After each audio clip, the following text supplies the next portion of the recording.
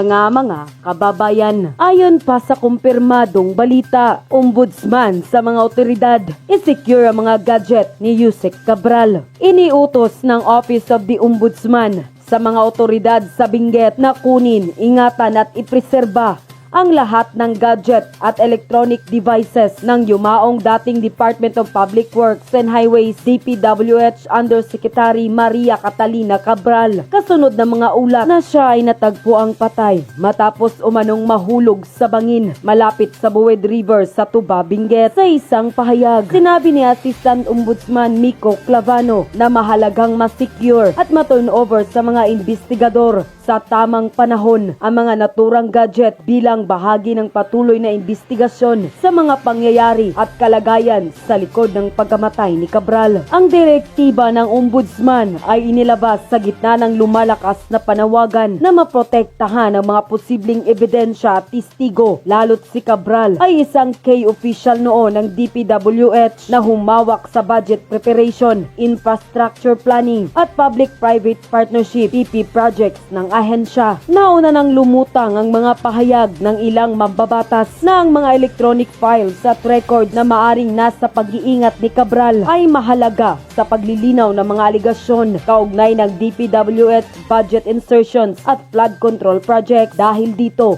iginiit ng ombudsman na hindi dapat masira, mabura o mawala ng anumang digital evidence habang isinasagawa ang investigasyon. Samantala, hindi naman nakapagpigil at tila matapang na ibinunyag at binuking naman ng matapang na kongresman ng Batangas na si Leandro Libiste ang di umano'y biglaang utos at galawan ni Ben Dalo Buying Rimulya. Ayon pa sa kumpirmadong balita, hindi ilalabas ang katawan hanggat hindi isinosurrender ang cellphone ni Yusek Cabral. Ibinunyag ni Batangas 1st District Representative Leandro Libiste ang isang nakakabahalang update kaugnay ng labi ng yumaong dating DPWH Undersecretary Maria Catalina Cabral matapos umano siyang kausapin ng pamilya nito. Ayon kay Libiste, ipinaalam sa kanya ng mga anak ni Cabral na sinabihan umano sila ng mga otoridad na hindi ilalabas ang bangkay ng kanilang ina hanggat hindi nila isinusuko ang cellphone ng yumaong opisyal. Sinabihan ng mga anak ni yumaong Yusek Cabral na hindi ilalabas ang bangkay ng kanilang ina hanggat hindi nila ibinibigay ang cellphone nito. Dagdag pa ng kongresista, ang kondisyong ito ay ipinatutupad kahit wala pang kasong naisampa laban kay Cabral sa alinmang hukuman.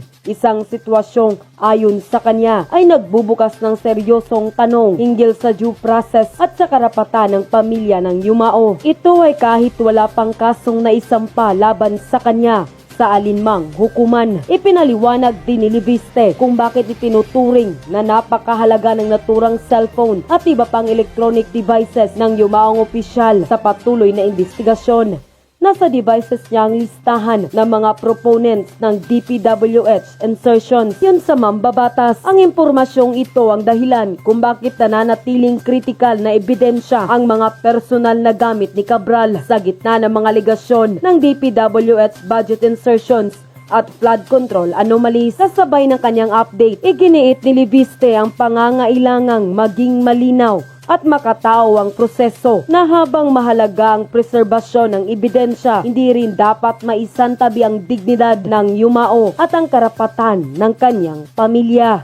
Mas malaki pala ang 125 million kesa sa bilyones na ninanakaw ni Marcos Jr. Okay. Mas malaki pala yun. Baliktad na pala ngayon. Oo. Kasi ang pinaglalaban ni Father, yung 125 million na confidential pa ni BP Sara. Yun yung ano niya, yun yung pinaglalaban niya rito. Oo. Pero dito, tahimik siya dito. Tahimik siya dyan dito sa isyung to. Ngayon ko napagtanto na mas mataas ang milyon kaysa sa bilyon.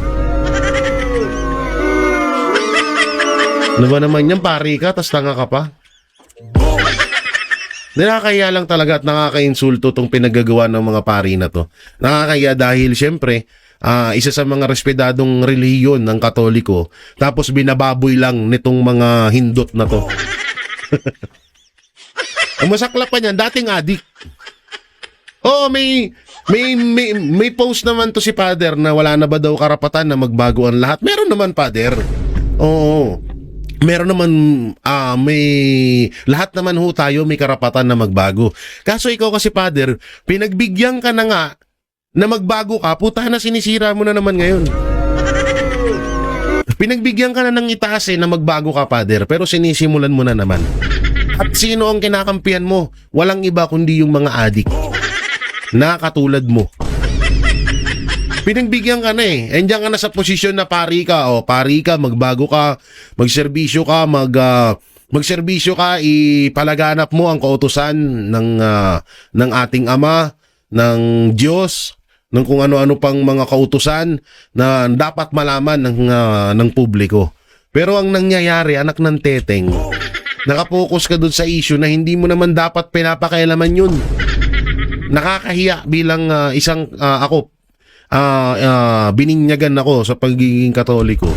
Pero nakakahiya ako na may ganitong pare na ginagamit siya or ang hilig nyo sa gamit. Ang hilig nyo sa paggamit, no? Nahalata ko. O kayo lang din nagagamitan. Ay, nako, Father. Nakakahiya. Sabi ko siya, tigil mo na yan, ha? O, pero depende na lang kung malaki bigayan.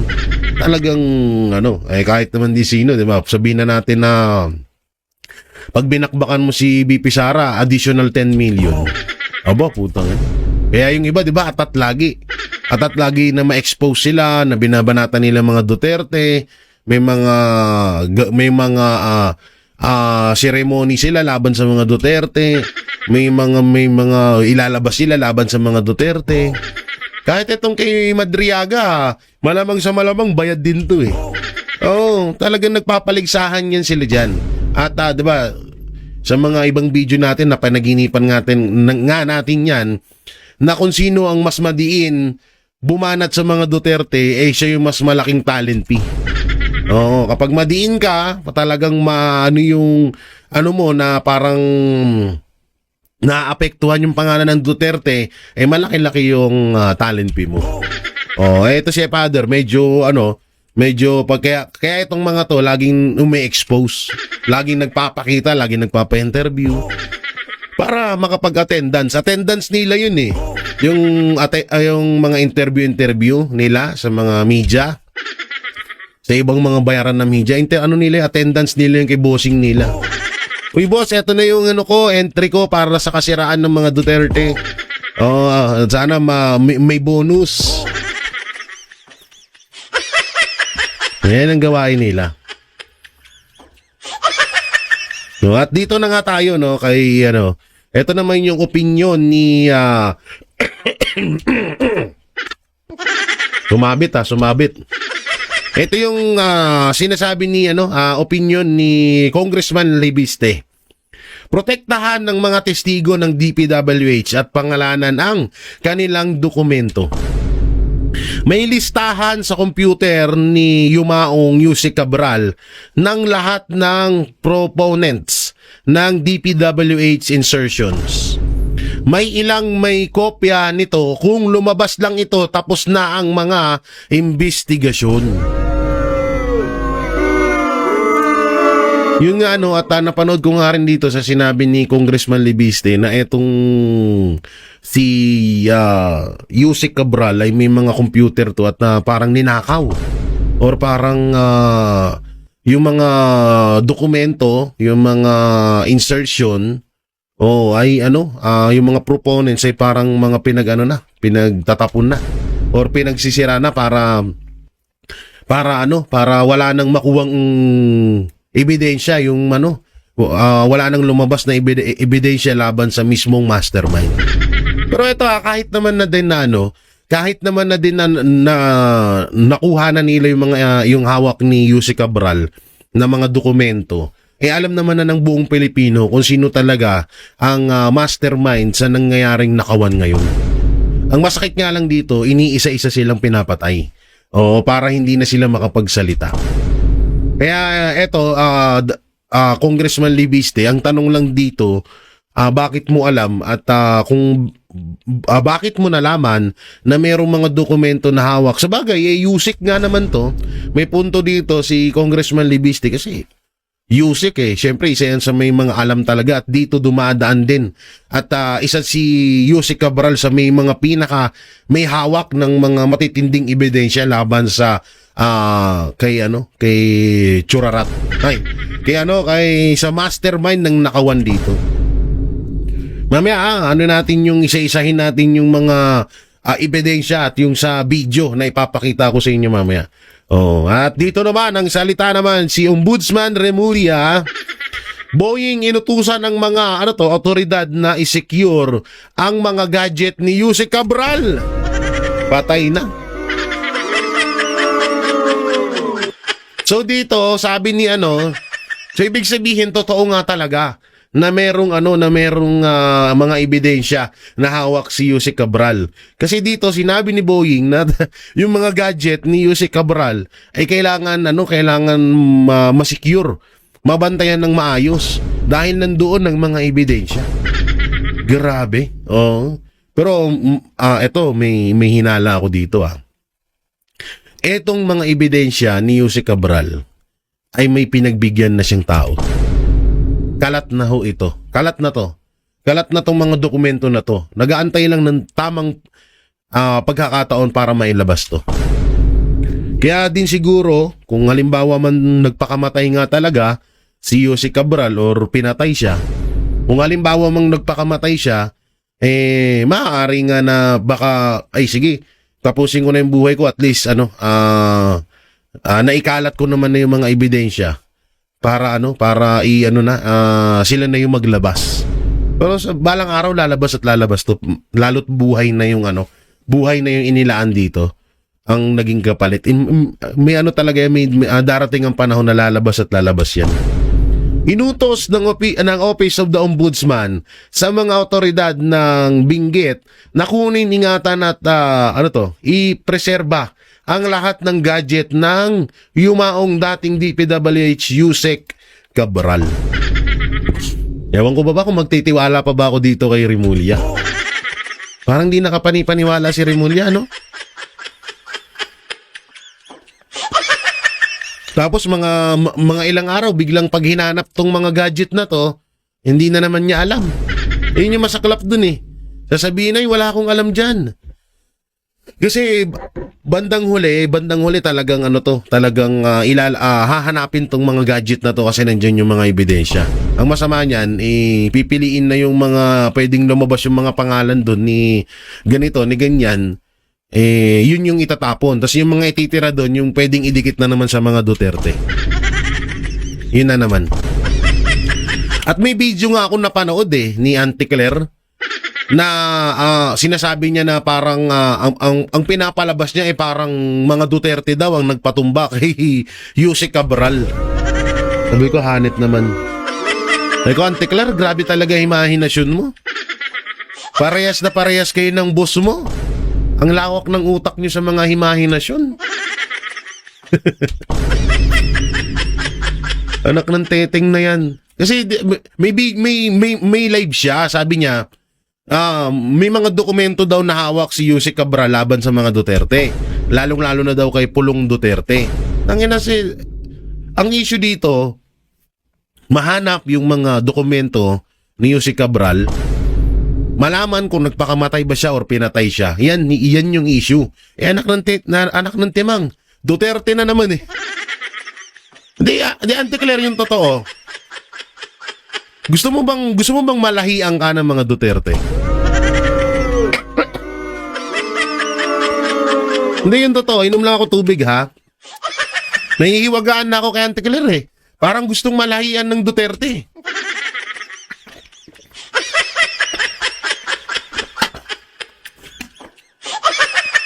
Alam mo yun? Ultimo sigurong pag-ungol nito, Duterte. Pagkagising, Duterte agad nasa isip. Lahat na lang ng bagay, dinikit sa mga Duterte. Anak ng teteng, baka tingin mo sa asawa mo, kamukha ni Pulong, ha? Baka tingin mo sa asawa mo, kamukha ni Baste, ha? Malayo. Anak ng timang naman. Tanga no, siguro abalang araw tong si Auntie Claire. Kawawa to. Dito na sa totoo lang, kahiya-hiya to. Kung ako man ang magiging kamag-anak ni Auntie Claire, itatanggi ko to eh. Dahil sa totoo, itatanggi ko to. Sabihin ko, hindi ko ano yan. Kahit siguro yung ibang, tingnan mo, kahit anong research mo, ako nagre-research ako, wala akong mahanap na nagpapakilalang kamag-anak ni Auntie Claire. Siguro nahihiya din sila sa pinaggagawa nun eh. Kaso sabi nga nila, nagiging tanga ang isang tao dahil sa pera. So, normal na yun dito. Normal na yun sa Pilipinas ngayon. Ang daming mga lawyer, katulad ni Auntie Claire, ng iba dyan na kung titignan mo sila mga professional, pero bandang huli, nga. Kasi nga, dahil sa pera, natatakpan yung kanilang katalinuhan. Nagtatanga-tangahan, di ba? Nagtatanga-tangahan, so talagang obvious na ngayon na nangyayari yan. Ay dito naman tayo kay Ombudsman, hindi ko alam kung pagkakatiwalaan pa ba natin to. Medyo nakakatakot na rin kasi ito si Ombudsman Remulla. At alam naman na natin kung sino nag-appoint dyan. Pero malay nyo naman din naman, etong si Remulla, baka bumawi din. Baka naghahanap lang din ng tiyempo to para traidorin naman si Marcos Jr. So, yan yung abangan natin, ha? Oo. Nauna pa si Cabral kay Remulla, no? Sayang. Sorry. Hindi bigla lumasok sa isip ko, eh. Iba talaga mga demonyo, ang titibay ng buhay. Ito, ha? Sa mga nilaglag at ilalaglag nila sa flood control corruption na ito, magsalita na kayo. Hanggat maaga pa dahil yan ang natitira ninyong alas sa kanila. Hindi malabo na isa-isahin kayo dahil mapapahamak sila sa pagkanta nyo. Grabe, no? Pero totoo to, ha, itong sinasabi ni Attorney Rowena Guanzon. Kaya yung mga may alam dyan, dapat magsalita na talaga din kayo. Kasi once na maunahan kayo, wala na talaga. Hindi nyo na kayang yan. Hindi katulad niyan. Ano pa ba ang malalaman natin kay Yusek Cabral? Patay na siya. Rest in peace sa kanyang sa kanya at sa kanyang buong pamilya. Diba? Condolence. Tayo ay kahit na involved siya rito sa nakawan na to, syempre hindi pa rin natin kagustuhan na may buhay na mawala dahil alam naman natin na si Ama lang dapat ang si Ama lang ang dapat magdesisyon yan. Ngayon, dapat nga talaga din magsalita na yung iba't ibang mga nakakaalam kung sino talaga yung mastermind sa isyong ito. Kasi nga sa panahon nga ngayon parang kasi kamakailan lang yung mga engineer at ibang mga contractor yung tinutumba. Ngayon, mismong yung palaki na ng palaki, pataas na ng pataas. Yung mga tao, katulad nito, ni Cabral, na marami nga nagsasabi na hindi siya nagpakamatay, kundi ito ay pinatay. Maraming nagsasabi na sobrang daming alam ni Yusek Cabral. What if pa yung iba? Lalong-lalo na katulad niya si Bunuan, asa na. Gagawa tayo ng isang video kay Bunuan, ha? At kay Kiko Barzaga. Abangan niyo yan sa susunod natin mga video. Kaya dapat magsalita na kayo. Gayahin niyo yung ginawa ni Saldico. Kahit papano, malalaman ng talagang ng publiko yung mga hindi pa natin nalalaman at kung sino-sino yung mga yan.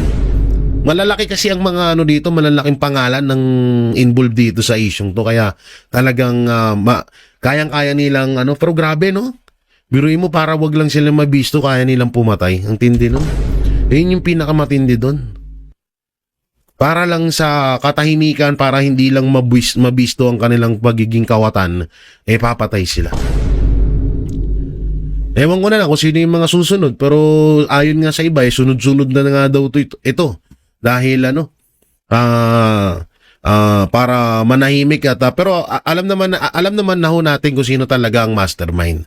Ang pinupunto ho natin is mas lumabas pa at mas pagtibayin pa yung mga ebidensya para doon sa itinuturong mastermind ng mga nakawan na nangyayari sa Pilipinas.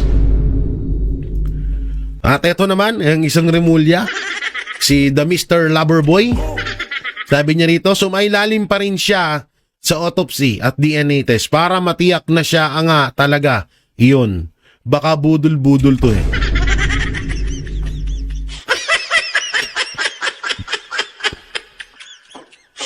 Yan eh, parang nagparitoke. Tapos, ganun ba yon? Takot ka na sa budol, Remulla? Nanawa ka din sa pagbubudol, umpisa pa lang binudol ka na ni Marcos. Nanawa ka na pala ngayon. Pero ako naman, dito nga sa autopsy na to, dito may point naman si Remulla na baka mamaya palabas lang na hindi na nagpakamatay, ganito ganyan. Pero ako naman nakakasiguro ako na na si Cabral nga talaga yon. Ang ano dito, yung autopsy ng pagkamatay. Tsaka posibleng posible talaga kasi may mga picture tayo papakita dito na takot si Cabral sa matataas na lugar. So, paano niya nakuha na tumungtong doon? Sobrang taas nun. Tsaka, first time in history sa Pilipinas na dyan sa Benguet, puro sasakyan ho ang nahuhulog dyan.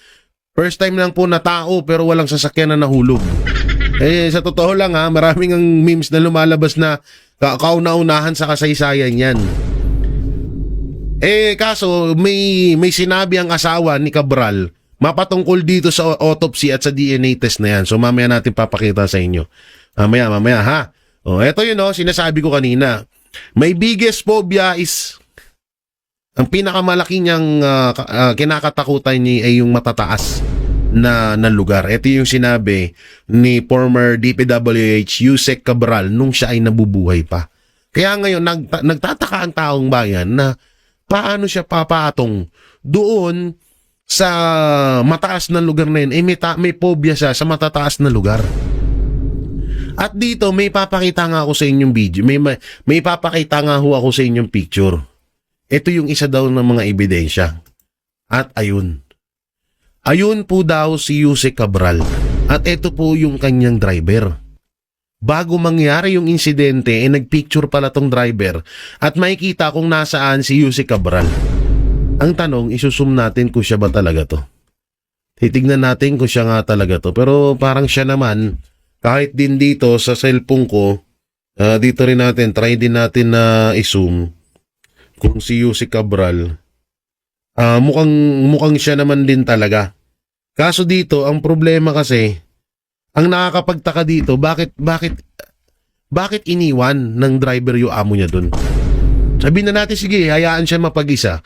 Pwede naman lang dun lang siya pumunta sa unahan. Bakit ba dyan? Na, alam niya naman na delikado. Diba? So, talagang nakakapagtaka. At something smell fishy nga daw. Sabi ng iba, dahil nga may picture pa talaga. Nagpicture pa itong driver. Maraming mga bali-balita na lumalabas na kasabot ng driver, kasabot yung asawa, or niligtas daw ni Yusek Cabral yung pamilya niya kasi pag once na hindi daw parang ang mangyayari, magpakamatay ka, maliligtas yung pamilya mo para wala nang mailabas ng mga ebidensya. Gito ganyan. At marami din naman nagsinasabi na nagpakamatay. Kaso paano nga siya paano siya tatalon diyan? Dito nga sa na to, may phobia siya sa matataas.